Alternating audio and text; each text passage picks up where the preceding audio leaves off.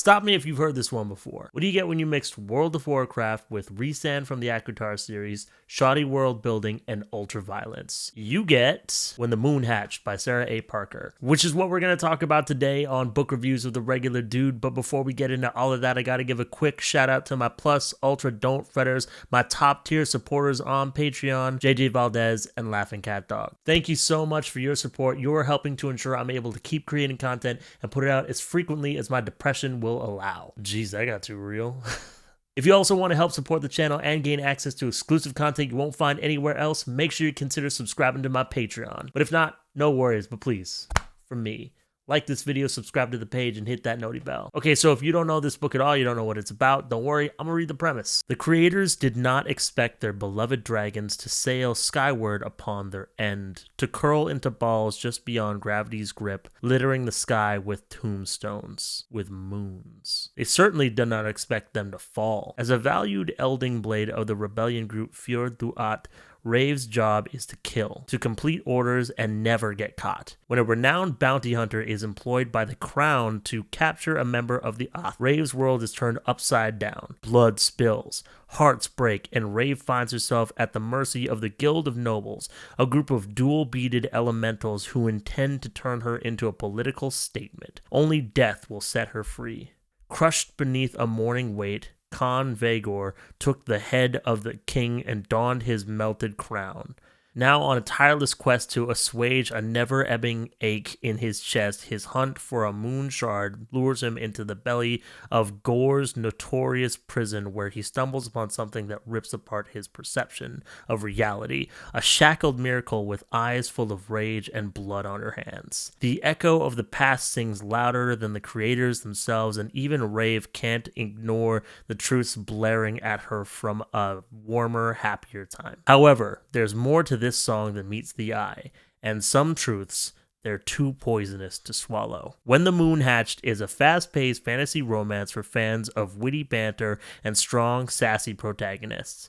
Beneath the cover is an immersive, vibrant world with mysterious creatures, a unique magic system, and a love that blazes through the ages. When I was writing the notes for this video, I didn't actually read the premise. I just copied it and pasted it into my notes. And I got to tell you, it presumes a lot. It assumes you already know how the world works with some of its terms. Like, what is a dual-beaded noble? I'm not going to critique the book based off of the Goodreads premise or whatever. I just think that it's, not the best written premise because it assumes you already know how the book works and how the world works. And I don't necessarily agree with that last paragraph of it. My initial expectations of this book weren't super high. I first heard about it when a friend of mine texted me kind of out of the blue and was like, I fucking hate this book. She warned me not to spend my time on it, but the thing about me is that when people tell me that they hate books, especially fantasy romance books, I actually get kind of curious. I get a lot of not hate comments, but I don't like you or what you do type comments, asking me why I read books that I know I'm not going to like. And I never respond to those comments because those people are not asking that question in good faith. They don't actually want to know. They just want to argue with a stranger on the internet. And I don't do that. That's a waste of time. But honestly, I don't know that. I don't always have high expectations or rarely have high expectations. But I'm open to being pleasantly surprised, kind of like with Icebreaker. And I'm always kind of curious. I want to know if I can see what the hype is all about. And another reason is that I can tell you that me talking about books that I actually do like doesn't do great. It's not good for the views, you know what I'm saying? I get no views when I'm like, oh, this book is great. None. Zero. When other people tell me that they can't wait for me to read something that I actually love, I don't really believe you. I think you like to hear about how I've suffered while you do your laundry or the dishes. Anyways, let's move on to what actually happens in the book, and then I'll move on to my analysis at the end. Okay, so intro. There are 5 gods and dragons exist. I'm already confused. Creation account and letting us know that dragon eggs get stolen and the moons are dragon corpses, which is weird. I actually think that that's a interesting idea. I don't get how dragons fly. I don't know if birds or other winged creatures in real life. I can't believe I just flapped my arms. What the fuck? I don't know if birds or other winged creatures can leave the atmosphere or the stratosphere or what. I don't know, planets. So I don't know if they can fly like into space. You know what I'm saying? So I think the idea of dragons flying up into space to die and become moons is like a poetic image. But if I think about it for too long, it doesn't make that much sense to me. Yeah, I'm talking about dragons, so it's like, oh, maybe it doesn't need to make sense. It does for me. If I don't understand what's going on in a book, I don't enjoy it. Chapter 1, the MC is posing as a traveling bard to get entry. She's some kind of rebel assassin trying to seduce her target. The word demure has been used at least 5 times. And this is before that TikTok trend, but that's just timely, I guess, for me. By the way, people explain what that trend is to me, and I'm about it. I get it. I support it. I don't think I'm a use it, but I'm gonna be mindful. I'm gonna be cutesy. I'm just kidding. Nothing about me is cute. Anyways, chapter 2. Her target tried to kidnap her or something, but is stopped by a mysterious man. The writing is too poetic, and it's as though the author used a thesaurus for every other word to seem smarter. Convoluted writing isn't better. I must have started reading this on a bad day or something, because I feel like I'm being unnecessarily mean. But I stand by that statement. Convoluted or more complicated writing doesn't necessarily mean better. Just like, when you cook, if you use a lot of spices but you don't know what spices go together or don't appreciate the art of subtlety, your dish is probably going to suck. Sometimes good food can be just a few simple ingredients, like a nice garden salad or something. You know what I'm saying? A little poppy seed oil, fresh tomatoes, cucumber. Chapters 3 to 4, the target tried to assault her in the street, and she kills him. It's very revenge coded. What a load of Spangle shit. Okay, edgy Dr. Seuss. The serious, mysterious stranger arrived to check in on her, and he's beautiful and rugged, obviously. Yeah, what a load of Spangle shit keeps it. That's like a curse that this character uses like throughout the entire book, and I hate it. I think it sounds so silly. And that's the thing about trying to do like made up curse words in a fantasy world, is that sometimes it works. I was reading this manga, which I'll probably talk about in a couple of weeks on Otaku Tuesdays. It's called Gachakuda, and they call people scuzzwads a lot, and that one works, especially in the context of that show or manga. And yeah, that works, but like Spangle shit, I think it's so dumb. Also, like the things that this author chose to keep, like the anachronisms that this author chose to keep in her writing, and the stuff that she chose to switch just feels very inconsistent, and it really takes me out of it. Hours and minutes or something very different, but keeps all these things that I probably have to bleep out, so you'll probably know what I'm saying. But yeah, I don't like the way this character talks, and like I felt like I said this about maybe Iron Flame or Fourth Wing or some other book, but like y'all are bad at cussing. It's like when edgy theater. I had this problem with Has Been Hotel too. But it's like when people are like, oh, what's cool and edgy and badass? Swearing. So they just cuss a lot, but there's no like finesse or like thought as to like placing the curse words or like how much is too much or whatever. And I'm not like one of these highbrow like, you shouldn't be swearing. I can sound smart without swearing. I'm not my fucking mom. It's just that like I think that when you swear every other word, it loses its impact and it loses its like meaning, and I don't take you seriously if you're talking to me and you swear every other word. And I swear a lot, and if I read it and I see swearing every other line or whatever, I'm just like, I don't take this book seriously, and whatever you're trying to convey in your story, I don't give a shit. Chapters 5 to 10, nothing really happens. Rave gets supplies for her adoptive sister, then gets orders from her owner or whatever. There's a guy in town hunting down rebels. Rave wants to kill him, but is ordered to lay low. Chapter 11, she goes home. The mysterious stranger is obviously the guy from the assassination. I don't know what I meant by that note. Weird. Chapters 12 to 13, Khan. I don't know if he's the bounty hunter. I do now. He's not. He's in a tavern and secretly meets his niece. His brother hired the hunter, not this guy, question mark, question. What is wrong with my note taking? The niece has fallen in love with the god of ether, who's been sealed away by the other four gods, and her family's duty has been to hold him back, or something.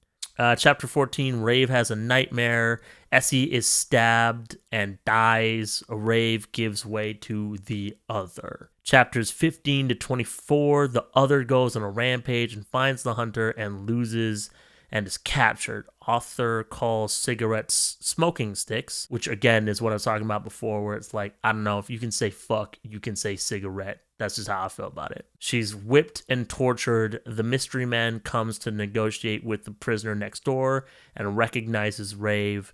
Rave goes on trial and is sentenced to death by dragons. Which is a pretty metal way to go.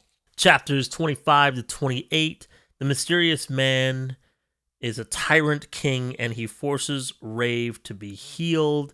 At her execution, the queen recognizes Rave and forces the dragons to stop it. That's not quite right, but whatever, push on. Chapter 29 to 33, they go on a quest. Khan forces Rave to take a bath in a river. Then they go to his late mother's mountain cabin. Chapters 34 to 35, they eat together, and then when they go to sleep, he dares her. Sorry, it says he dates her, but that's not right. He dares her to try and escape. She's sneaking out, and then she realizes she'll need to kill him or she'll never be rid of him. So she tries to kill him, but decides she wants to fuck. They start getting busy, and then she's like, stop looking at me like this means something. And he's like, oh, you want a meaningless release? Well, you won't find it here. And he tells her to go back to her sleeping chambers. And like, I already kind of was piecing together bits, like, you know, like the big twist or the answers to the question are pretty obvious in a general sense. Like, obviously, you can't guess like absolute specifics, I don't think. I felt really weird about this relationship and what's going on here. It feels gross to me. Chapter 36 to 44, she tried to escape and falls into a river. She's knocked out and warriors find her. A mythical creature called a fate herder forces her to a dragon corpse where the warriors live. She is from some prophecy and two warriors fight to the death to marry her and have kids.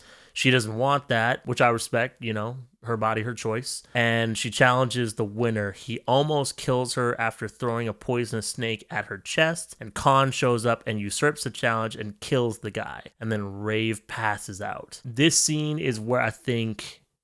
This scene is like probably the only point where you have like very obvious like indigenous or POC representation in this book, and they're depicted as savages who are going to like force themselves on Rave, and they're primitive and they don't understand things, but also Khan used to train with them and he's like the best, so you've got like the Last Samurai, Doctor Strange type vibes, and it makes me feel uneasy. Not uneasy, but it's definitely gross portraying the only like indigenous characters in this way is really disrespectful. That was a choice, and it doesn't serve the plot really at all. So like, why? Chapter 45 to 46 is Khan's perspective. He takes Rave to his kingdom, and his siblings recognize her as Elowen. The kid whose journal we've been getting throughout the book. Rave is her middle name. Khan's mad, so he and his friend Grim go to punch each other because that's healthy. Yeah, like throughout the book, like a bunch of chapters are just like diary entries from Elowen, Princess something or other, who cares? And it's Rave. something happened to her, she lost her memory. And like those journal entries are really annoying to read. Like obviously it's like written to be a child's voice and stuff, but it is obnoxious. And I guess it's necessary, but it's really annoying. Like I don't like it. And it feels like it pads the book a lot. Also, another thing that really pads the book is like that thing is really thick, but a bunch of the paragraphs are just single lines because like the author is doing this line break thing and repeating phrases for like poetic or dramatic effect. Chapter 47, Khan's sister's perspective. She tends to rave, and apparently she and Khan were like married or together, and then she just left. Chapter 49 to 53, Rave wakes up. Vea, Khan's sister, is in her room and threatens her. Rave remembers her name but doesn't know why. My brain just belched in the right direction is an awful line. That is horrendous. That organ in my chest pangs. Just say heart. Like it's just my heart pangs. There's a pang in my chest. Why be so roundabout in what you're talking about? Khan's friend gives her a tour of the kingdom, and then Khan like meets up with them at a tavern, and Rave is really mad and calls him a tyrant and goes out on a rant about how terrible his brothers, who are like the other kings in the area, how terrible they are or whatever. Chapter 54 to 56, Khan takes her to a cavern and reveals he's restoring the Dragon Moon corpse thing that protected Rave from death 100 years ago, but Rave rejects this notion. Chapter 58, Vea's perspective, nothing really happens. She talks to Khan, and they both believe Elohim is still within Rave somewhere. Chapters 59 to 56, Rave finds a cavern that used to be her and Khan's love nest, and memories of them banging come back to her. Chapters 62 to 64, Vea goes to the north to find the journal to see if it explains why Eloin left, and she goes to the trash dump and finds a creature wearing a Bengal that she used to own, and they make a bargain. Chapter 66, Rave is living in the love nest that she found. Chapter 67, Khan's perspective. Pyric informs him that Rave hasn't left the kingdom because the whole book, she's just talking about how all she wants to do is like go off on a quest to find the bounty hunter that killed her friend and whipped her and do horribly, horribly violent things to him the entire book. Like that's her whole goal in life now. It's almost sad, you know what I'm saying? But nah, she hasn't left yet. She's just in the market buying shit. Chapter 69 to 74, Rave is awoken by the girl flirt, which I guess is a dragon mating. It's called the Great Flirt, not the girl flirt. That's probably a different thing. Which is a dragon mating festival. She finds clothes and a necklace left for her with a note that says, "Dance with me" on it. She decides to go and pay respects to who she and Khan used to be. She goes and hangs with Pyric and finds a gambling ring and joins in. Khan shows up, they gamble, and Rave wins, so they have to have one last hurrah, and she gets one wish. Chapter 75, they dance together, and it's just like it's almost like a long poem about them dancing.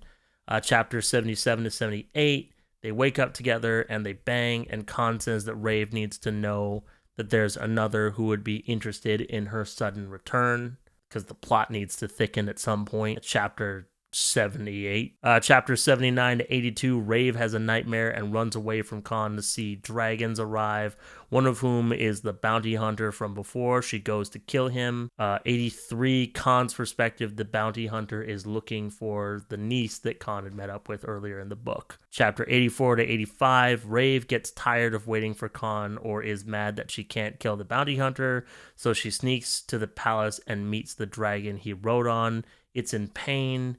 They bond, maybe, or something like that, and more memories come back. Chapter 86 to 88, the bounty hunter goes to a tavern and orders a prostitute. The prostitute is actually Rave. The other takes over and tortures and kills him. And then chapter 89 till the end of the book, Vea sneaks into her brother's palace and finds Eloin's diary and then that's it.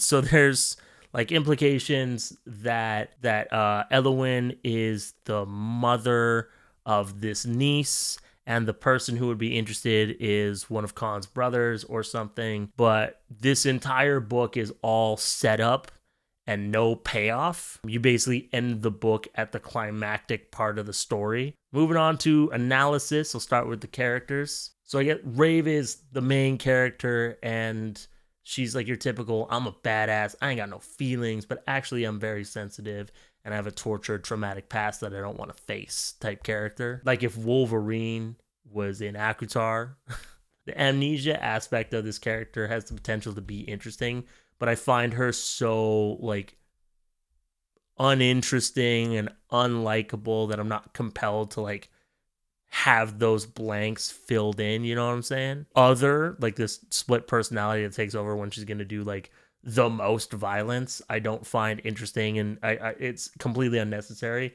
So this character just feels really tropey, and there isn't any like nuance or uniqueness or interesting twists to the character. Khan is apparently just Rhysand from the Akutar series, like right down to the backstory, says my patron cat. I only read the first book in that series, and you don't get that much of Rhysand, so I can't really speak to that too much. And that video didn't do well enough to put myself through reading the rest of that series. It's just not my cup of tea, because I don't like, watered down knockoff versions of Sailor Moon mixed in with white supremacist Zionist themes in my tea. Especially when that tea is served by somebody who uses the murder of Breonna Taylor to market and sell that tea. There are a couple of chapters from his perspective, but they don't really add much to his character or flesh him out really at all. It's just, oh, I love her so much. I'm gonna let her use me. I'm gonna let her hurt me. Even though she's a completely different person now. And also, I'm gonna be super controlling and possessive. But I'm gonna pretend like I'm giving her agency, just like every other male love interest in romantasy that pretends to defy but really upholds patriarchy and misogyny. Have you ever noticed that in these books? A lot of FMCs in romantasy are like, I'm a strong, independent woman who don't need a man. Unless he's like 6'4", really muscular, wields shadow magic, and is a murderer man of a man, then he can own me. Like, what is that? None of the other characters get characterized. They're like not worth mentioning. They're not interesting. And like the chapters with Vea don't do anything for her character. They're just for the plot, which is fine.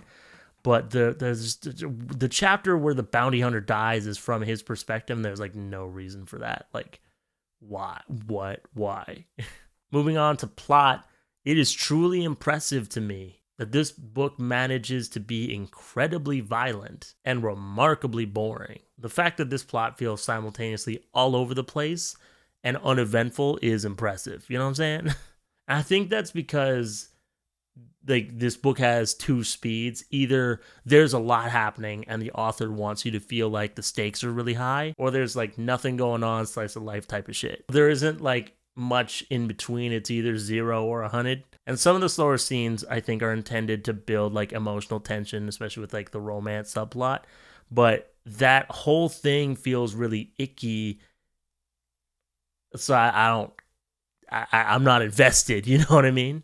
Like the romance aspect and this amnesia and the fact that like Khan is willing to like do stuff with this woman who doesn't exactly know who he is, but he's like not informing her, makes consent seem really muddy to me. Like I'm not a consent educator, so I don't know like everything about it or whatever.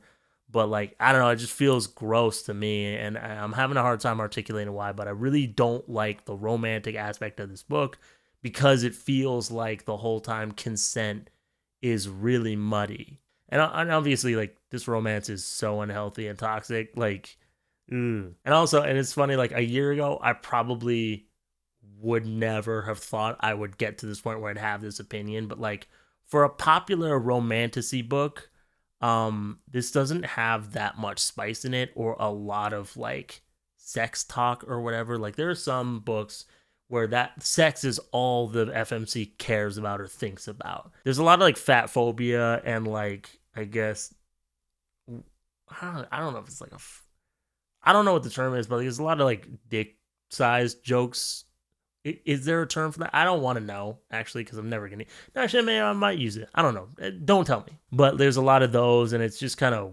weird that that's another thing that's really common in romantasy. I don't know. Like, it doesn't bother me. It's weird. One of my patrons who read this, like, shortly after I finished it, Kat, was pointing that out and was like, I think this book used the term, like, microcock or something like that, which is weird in a book. But when I said it just now, it didn't sound as weird. I don't know. I guess it's just like, in my mind, it's a weird go-to insult. You feel me? Yeah, I expected more spice, and I expected the spice to be good. I don't know why I expected that though. I shouldn't have. Moving on to world building, I think there's some interesting ideas here. Like the Pantheon is unique, maybe it might be from World of Warcraft. I don't know what people were talking about with that because I've never played World of Warcraft. I did work for the movie though. I've spent hours gluing leaves on the branches. That's a fun fact. But yeah, hearing gods sing and that dictates what kind of magic you can use is interesting. And like how iron plays into that, and this fifth god of nothing is, there's like interesting ideas here. Again, I don't really get how dragons are going to fly into space, but also dragons aren't real, so maybe they can do what they want. I don't fucking know. And dragons becoming moons, again, is like pretty poetic. Like, and the dragon became the moon is like a poetic line. But I feel like these ideas are not executed well. And if you can't execute a good idea well, it's just not a good idea anymore. And like I say that as somebody who comes up with a lot of ideas. Like I'm always texting my friends like, yo, what about a movie like this? What about a video like this? What if I did this for a YouTube video or something? But those ideas don't usually pan out. Mine's mostly because I don't have any money. But other times it's like I'm just not good at making plans. And so my ideas aren't that good because they're not actionable or I don't execute them well. Random details in this world I feel get lost, like the climate of different regions in this world kind of change. And it's almost like either the author or whomever is supposed to be editing this book like didn't go back to check for that kind of a thing. Didn't check for any inconsistencies. And speaking of editing, I feel like we should talk about the writing. This could have used some copy editing. There's some grammar errors and some wording choices that really trip me up in the reading of this book. And that's truly when I start to believe that the writing isn't good, is when I get tripped up and I'm like, wait, what? What do you mean? It takes me out of the story. My friend Elise was the one who said that it's like this author used a thesaurus for every other word after she like wrote her first draft or something like that. And I would honestly believe that. There's a couple times where eyes get described as orbs of ember or whatever. And there's like other fire colors. But fire isn't just one color. So I was like, okay, well, what color is his eyes? Like, what does this fool look like? Like this writing just feels kind of juvenile. By which I mean, I just assumed that this was a debut novel by a young author, kind of like Powerless. If one of my creative writing students submitted this to me as an assignment, I'd be like, okay, well, first, are you okay? How's everything at home? And second, like, this is fine. This is pretty okay, give it like a solid B or a B minus. But that's because my students are like 13 to 17 and they don't have a ton of writing experience. Apparently, this is the author's like fourth or fifth book. And maybe the other books are not romantasy or fantasy, and that might have something to do with it. I don't know. Like I don't want to write off Zing, this author's entire body of work, but this book was really not for me. Like I probably gave this book the lowest score I've ever given in a review. I gave it 0.75 stars. That 0.75 is because dragons were in it. But yeah, this book was ultimately sloppy and unsatisfying like a Big Mac or a Whopper. They're the same to me. Gross. But hey, if this was your favoriteest book in the whole wide world, I'm really glad that this brought you joy and provided the escapism you was looking for. Thank you so much for watching this video, especially if you made it to the end. Thank you to my super duper don't fretters, Lauren, Desi, Oliver, Cassie, and 78 kilograms of shade. or just shade, you are helping to ensure I'm able to keep creating content and put it out as frequently as possible. If you also want to help support the channel in a major way and gain access to exclusive content you won't find anywhere else, make sure you consider subscribing to my Patreon at patreon.com/don'tfret_, because Don't Fret was already taken. There you get access to 45 minutes of extra content per month, as well as access to my private Discord server where you can chat with me and a bunch of really lovely people. We do a monthly book club, and we meet up and talk about the book on Zoom and just hang out for a couple hours every month. It's really fun, so if any of that sounds interesting or exciting, make sure you consider subscribing to my Patreon. And if not, no worries, but please, for me, before you go, like this video, subscribe to the page, and hit that noti bell. Thank you again so much for watching. My name is D. Don't fret. I'll see you next time. Peace out.